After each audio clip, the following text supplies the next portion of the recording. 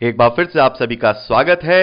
हम अध्ययन कर रहे हैं गिनती की पुस्तक का और अब समय है कि हम उसके 11वें अध्याय पहले वचन से आगे का अध्ययन करें।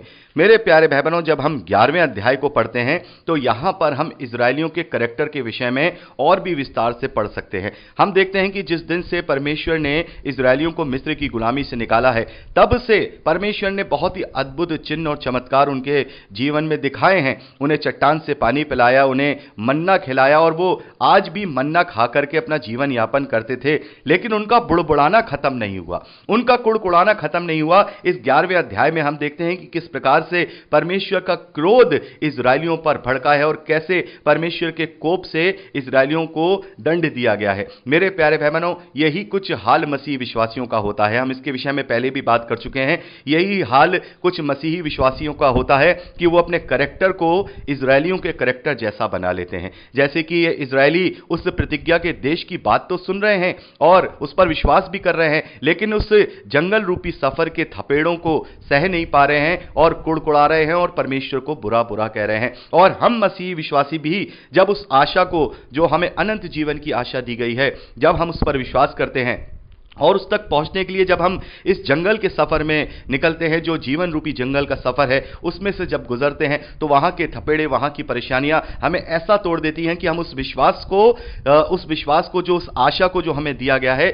उस पर से अपना ध्यान हटा करके केवल संसारिक सुख सुविधाओं पर ध्यान लगाकर परमेश्वर के विरोध में कुड़कुड़ाना शुरू कर देते हैं। मेरे प्यारे भाई बहनों, जैसा कि अभी हमने बात की, 40 साल तक परमेश्वर ने समय दिया कि अपना कुड़कुड़ाना बंद कर दें, लेकिन 40 साल तक भी उनमें से जो लोग कुड़कुड़ाना बंद नहीं कर पाए थे, यानी कि पहली पीढ़ी, उनमें से केवल 2 लोगों को छोड़कर कोई भी उस प्रतिज्ञा के देश में शामिल नहीं हुआ या उस प्रतिज्ञा के देश में नहीं पहुंचा। तो यह दृष्टांत है मसीह विश्वासियों के लिए, यह शिक्षा है मसीह विश्वासियों के लिए कि यदि हमने अपने जीवन रूपी जंगल में अगर अपना जो धीरज है वो नहीं बनाया, अगर हमने अपने आप को ऐसा ही कुड़कुड़ाता हुआ बनाया, तो हम उस प्रतिज्ञा के देश में कभी प्रवेश नहीं कर पाएंगे, जो आत्मिक प्रतिज्ञा का देश है, जहां पर परमेश्वर का डेरा मनुष्यों के बीच में होगा। तो यहां पर पहले वचन से लेकर के तीसरे वचन तक हम पढ़ते हैं कि जब इजरायली परमेश्वर के विरोध में कुड़कुड़ाए तो परमेश्वर की आग ने उनकी छावनी में आग लगाना शुरू कर दी और उनके एक किनारे से वो आग लगना शुरू हुई और जो इजरायली थे उसमें जल के भस्म होने लगे। तब इजरायली दौड़ करके चिल्ला करके मूसा के पास आए और तब मूसा ने प्रार्थना की और वो आग बुझ गई और उस जगह का नाम, उस स्थान का नाम तबेरा यानी कि जलन पड़ा, क्योंकि यहोवा की आग उसमें जल उठी थी। मेरे प्यारे भाई बहनों, ये एक घटना है जो तबेरा नामक स्थान में है। अब एक और दूसरी घटना हम यहां पर देखेंगे, चौथे वचन से जब आगे पढ़ेंगे तो यहां पर लिखा है, फिर जो मिली जुली भीड़ उनके साथ थी वह कामुकता करने लगी और इजरायली भी फिर रोने लगे और कहने लगे। मेरे प्यारे भाई बहनों, यहां पर हम क्या देख रहे हैं कि एक मिली जुली भीड़ इजरायलियों के साथ थी। यह मिली जुली भीड़ कौन सी है? जब हम निर्गमन की पुस्तक उसके 12वें अध्याय उसके 38वें वचन को पढ़ते हैं, जहां पर जो इजरायली थे मिस्र से प्रस्थान करते हैं, तो वहां लिखा हुआ है कि उनके साथ मिली जुली भीड़ और कुछ और जो पशु थे वो भी उनके साथ थे। यानी कि इजरायलियों के साथ एक मिली जुली भीड़ है। ये मिली जुली भीड़ कौन है? क्या ये अन्य जातियां हैं? मेरे प्यारे भाई बहनों, ये जो मिली जुली भीड़ है, ये वो भीड़ है जो हम लय व्यवस्था उसके 24वें अध्याय 10वें वचन में पढ़ चुके हैं कि एक मनुष्य है, उसकी जो मां है वो यहूदी है, लेकिन उसका जो पिता है वो मिस्री है। यानी कि ये वो लोग हैं जिन्होंने इजरायली लड़कियों से या इजरायली लड़कों से विवाह किए हैं। ये इजरायली नहीं है, लेकिन इनकी पत्नी या इनके पति इजरायली हैं। ये वो भीड़ है, ये वो भीड़ है जिनकी पत्नी इजरायली नहीं है, मिस्री है या कुछ किसी और जाति की हैं। उनसे जो बच्चे उत्पन्न हुए हैं वो तो इजरायली हैं, लेकिन वो लोग भी इनके साथ चल रहे हैं। चूंकि वो इजरायली नहीं है, यहोवा को मानने वाले नहीं हैं, तो वो जो मिली जुली भीड़ थी उनके बीच में गलत गलत कामों को प्रचार कर रहे हैं, गलत गलत कामों को बढ़ावा दे रहे हैं। मेरे प्यारे भाई बहनों, इसी वजह से परमेश्वर यहोवा ने इजरायलियों को यह आदेश दिया था कि तुम अन्य जातियों से कोई संबंध मत रखना।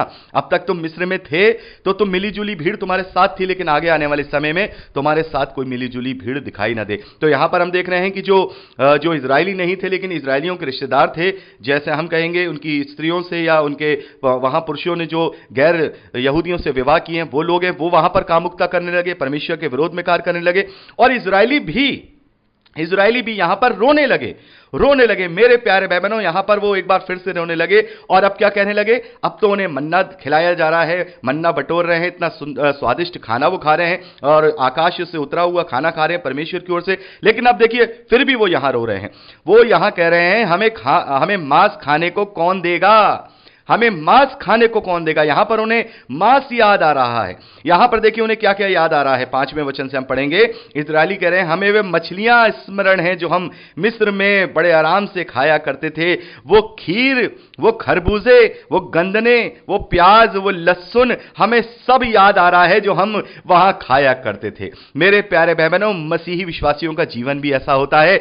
जब मसीही विश्वासी प्रभु यीशु मसीह को ग्रहण करते हैं तो उनका जीवन सादा सिंपल हो जाता है। और जो लोग ऐसे होते हैं, सादा सिंपल जीवन से अपने ऊबने लगते हैं, तो उन्हें वही पुरानी अभिलाषाएं याद आने लगती हैं। अरे हम तो वहां पर ऐसे जिया करते थे, ऐसे संगति किया करते थे, ऐसे खाया करते थे, ऐसे पिया करते थे, ऐसे डांस किया करते थे, ऐसे पार्टीज किया करते थे। वो सारी चीजें याद आने लगती हैं। लेकिन मेरे प्यारे भाई बहनों, जैसे कि यहां पर उस प्रतिज्ञा के देश में पहुंचने के लिए पहले उन्हें जंगल के सफर को पार करना है, वैसे ही मसीह विश्वासियों को भी इस जंगल के सफर को अपने पार करना है। हमें पुरानी बातें स्मरण नहीं करनी है। बहुत सारे भाई बहनों को पुरानी बातें स्मरण आती है कि हम इस तरीके से एंजॉय, हंसी ठट्टा किया करते थे, जैसे अन्य जातियों को वो करता हुआ देखते हैं। हम छोड़ आए हैं उन चीजों को, पुरानी मनुष्य तत्व को हम छोड़ आए हैं। अब हमें वो अट्रैक्ट नहीं कर सकती हैं। लेकिन यहां पर इजरायलियों को वो सभी याद आ रहा है, वो सभी याद आ रहा है। लेकिन यहां पर हम आगे देखते हैं कि परमेश्वर ने उन्हें वहां पर दिया है। आप इसे अपने पर्सनल रूप से पढ़ लीजिएगा, मैं इसे ओवरऑल तरीके से यहां डिस्क्राइब कर रहा हूं।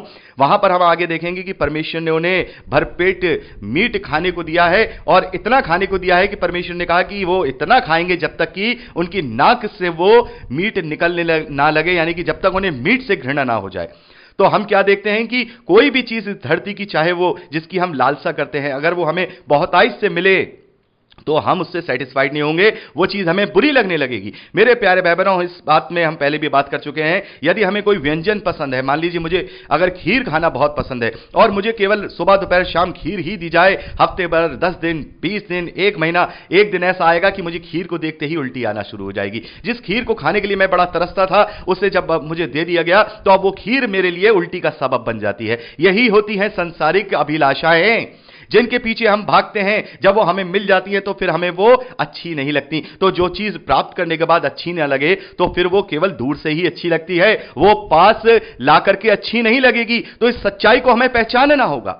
हमें पहचानना होगा कि हमें ये सुकून नहीं दे सकती, हमें ये रिलीफ नहीं दे सकती, हमें ये आनंद नहीं दे सकती, क्योंकि ये चीज पाने के बाद तो फिर मेरे पास और कुछ था ही नहीं। मान लीजिए किसी इंसान को ये बड़ा ही जो है उसकी महत्वाकांक्षा है कि वो 80-90 लाख की कोई कार, लग्जरियस कार खरीदे, लेकिन जब उसके जीवन में वो कार आ जाती है, उसके बाद एक और कार आ जाती है, उसके बाद एक और कार आ जाती है, तो फिर उसका मन जो है ऊबने लगता है। हम बहुत बार ऐसा देखते हैं कि जो राजाओं के बेटे होते थे, राजा की जो बेटियां होती थी, वो बाहर निकलने के लिए तरसा करती थी कि हम ऐसा जीवन जिए, हम ऐसा जीवन जिए। तो ये सारी चीजें दूर से अच्छी लगती हैं। दूर, जैसे एक मुहावरा है ना कि दूर के ढोल सुहावने लगते हैं, तो हमें इन्हें सुहावना नहीं लगाना है। ये याद कर रहे हैं, ये उसको याद कर रहे हैं। यहां पर कह रहे हैं कि परंतु अब हमारा जी घबरा गया है। यहां पर इस मन्ना को छोड़ और कुछ भी तो देख नहीं पड़ता। वो मन्ना जो परमेश्वर की ओर से था, जो स्वादिष्ट था, वो मन्ना उन्हें अच्छा नहीं लग रहा है, वो मन्ना उन्हें अच्छा नहीं लग रहा है। अब तो हम इसके खाने से बोर हो गए हैं, घबरा गया है उनका जी। मन्ना तो धनिये के समान था, उसका रंग मोती के जैसा था। लोग इधर उधर जाकर उसे बटोरते और चक्की में पीसते और ओखली में कूटते थे और तसले में पकाते और उसके फुलके बनाते थे, और जिसका स्वाद तेल में बने हुए पुए के समान होता था। मेरे प्यारे भाई बहनों, वो लोग रो रहे हैं, वो कुड़कुड़ा रहे हैं, वो बड़बड़ा रहे हैं, और वो मूसा से कह रहे हैं, तू हमें यहां कहां ले आया। मूसा के ऊपर अपना जो क्रोध है वो निकाल रहे हैं, भड़ास निकाल रहे हैं उनकी। आगे पढ़ते हैं। तो मेरे प्यारे भाई बहनों, यहां पर जब इन सब बातों को मूसा देखता है तो मूसा बड़ा ही उदास हो जाता है, मूसा बड़ा ही परेशान हो जाता है, और वो परमेश्वर से कहता है कि हे मेरे परमेश्वर, हे यहोवा, तू अपने दास से ऐसा बुरा व्यवहार क्यों करता है? क्या कारण है? मैंने क्या तेरी दृष्टि में अनुग्रह नहीं पाया? तूने इन सब का बोझ मेरे सर पे क्यों डाल दिया? क्या ये सब मेरी निजी औलादे हैं? क्या ये मेरी कोख से पैदा हुए हैं? मैं इनके भार को ढोते ढोते थक गया हूं। मैं थक गया हूं, अब मैं इतना मांस कहां से लाऊं, मैं इतना मांस कहां से लाऊं जो इन सब लोगों को दूं। मेरे प्यारे भाई बहनों, मूसा वहां कह रहा है कि 6 लाख तो केवल प्यादे हैं, सैनिक हैं जो छावनी की रक्षा करते हैं, यहां पर बच्चे हैं, स्त्रियां हैं, बूढ़े हैं और भी हैं, इन सब 20 लाख लोगों का मांस मैं कहां से लाऊं, कहां से मैंने मांस खिलाऊं। ये लोग गुड़गुड़ा रहे हैं, मुझे परेशान कर रहे हैं। मैं यहां मूसा 14वें वचन में कहते हैं, मैं अकेला इन सब लोगों का भार नहीं संभाल सकता, क्योंकि मेरी ये शक्ति के बाहर है, ये मेरी शक्ति के बाहर है। और जो तुझे मेरे साथ यही व्यवहार कर रहा है, तो मुझ पर इतना अनुग्रह हो कि मेरे प्राण एकदम ले ले, जिससे कि मैं अपनी दुर्दशा देखने ना पाऊं। यानी मूसा इतना कुड़कुड़ा गया, मूसा इस वक्त इतना दुखी हो गया, क्योंकि हम देखते हैं कि मूसा के समान कोई पूरी दुनिया में उस वक्त नम्र व्यक्ति नहीं था।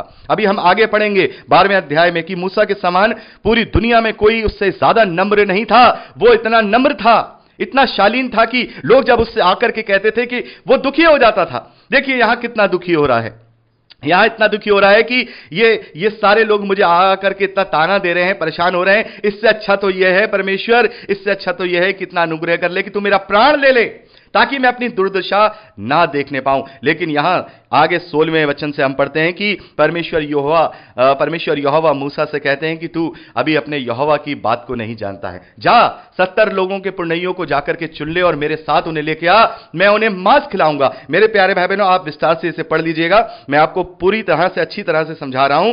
और यहां पर परमेश्वर मूसा से कहते हैं कि उन 70 लोगों को तू चुन, मैं अपना आत्मा उनमें समवाऊंगा और वो समझेंगे। और मैं वहां पर हम देखते हैं कि परमेश्वर उनसे कहते हैं कि तुम फिर 1 या 2 दिन या 5 दिन या 10 दिन या 20 दिन ही नहीं, परंतु पूरे महीने उसे खाते रहोगे। मैं तुम्हें इतना मांस दूंगा, हाँ, मैं तुम्हें इतना मांस दूंगा कि तुम 1-2 दिन 20 दिन नहीं, परंतु पूरे महीने भर तक उसे खाते रहोगे। और जब तक खाते रहोगे, जब तक तुम्हें उससे घृणा ना हो जाए, क्योंकि तुम लोगों ने यहोवा को जो तुम्हारे मध्य में है तुच्छ जाना है। और उसके सामने यह कहकर तुम रोए हो कि तू हमें मिस्र से क्यों निकाल ले आया है।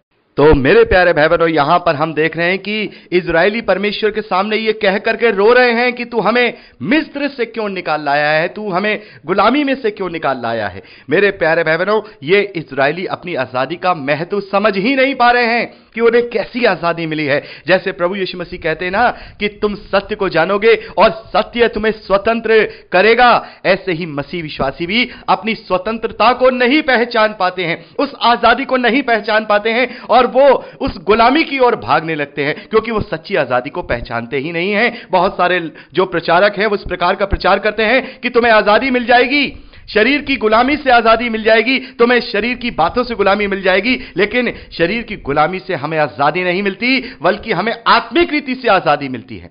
हमें आत्मिक रीति से आजादी मिलती है। हमें अपनी असली आजादी को पहचानना होगा। हम कब तक इजरायली बने रहेंगे जैसे इजरायली अपनी आजादी को पहचानने के बजाय परमेश्वर से कुड़कुड़ा के कह रहे हैं, रो रहे हैं कि तू हमें मिस्र से क्यों निकाल लाया। इसीलिए परमेश्वर कहता है कि नहीं, मैं तुम्हें दूंगा, मैं तुम्हें अंत तक, तुम्हें हर भरसक प्रयास करने से मैं तुम्हें समझाऊंगा कि तुम समझ नहीं पाओ कि असली आजादी क्या है। मैं तुम्हें इतना खाने को दूंगा, मैं तुम्हें इतना मांस खाने को दूंगा कि वो तुम्हारे नथनों में से निकलने लगेगा और तुम्हें उससे घृणा हो जाएगी। मेरे प्यारे बहनों, यहां पर परमेश्वर ने उन्हें इसी प्रकार से आगे खाने को दिया है। हम अभी आगे पढ़ेंगे। आगे लिखा है 21वें वचन में, फिर मूसा ने कहा, जिन लोगों के बीच में मैं हूं उनमें से तो केवल 6 लाख तो प्यादे ही हैं, और तूने कहा कि तू उन्हें इतना मांस देगा कि वो पूरे महीने भर खाते रहेंगे। क्या वह भेड़ बकरी गाय बैल उनके लिए मारे जाएं कि वो उन्हें मांस मिले, या समुद्र की सब मछलियां उनके लिए इकट्ठे की जाएं उन्हें मांस मिले। तो यहां पर जो मूसा है वो कह रहा है कि हे परमेश्वर, हे यहोवा, 6 लाख तो केवल प्यादे ही हैं, कुल मिलाकर 20 लाख लोग हैं, इतना मांस कहां से आएगा। तो आगे परमेश्वर यहोवा मूसा से कहते हैं, क्या यहोवा का हाथ छोटा हो गया है? हे मूसा, क्या तू यहोवा की शक्ति को कम आंकने लगा है? अब तू देखेगा कि मेरा वचन जो मैंने तुझसे कहा है वो कैसे पूरा होता है, वो कैसे पूरा होता है। तो मेरे प्यारे भाई बहनों, यहां पर इस प्रकार का वार्तालाप होता है और यहां हमने 23वें वचन तक का अध्ययन किया है और मैं चाहूंगा 24वें वचन से आगे का अध्ययन हम अगली रिकॉर्डिंग में करें। प्रभु आपको आशीष दे।